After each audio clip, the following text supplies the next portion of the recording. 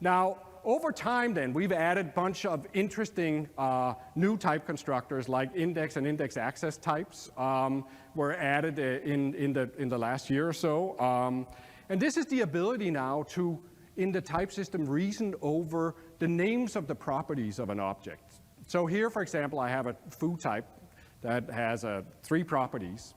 And we have a built-in type operator called keyup that allows you to say what are the possible names of properties of this type.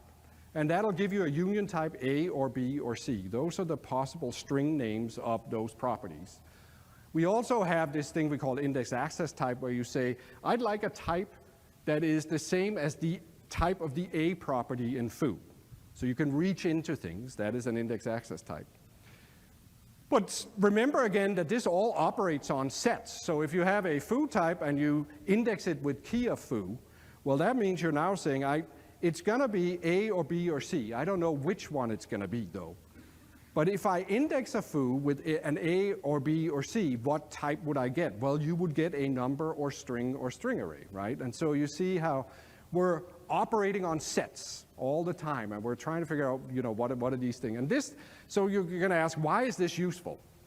Well, because there are lots of patterns in JavaScript where you pass around objects and property names, and then you want to fish out the property by that name. It's parameterized. Like, for example, a get property method.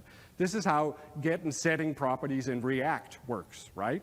But you need to now be able to reason about that at a higher level. So you want to be able to say, here's a get property that takes some object T and some key that is whatever the permissible property names of T are, and it returns a T sub K. But we don't know what T and K are yet. But once we infer it, then we would like to type check it accordingly, right? And so here, if I declare myself a variable of type foo and some key, then if I say get property of foo comma A, then we know, now we can infer type number for A, and we can infer an error, or give an error because we know X is not a valid property name. And we could even say, if you give us something that is an A or a B or a C, well, then you're going to get a number or a string array.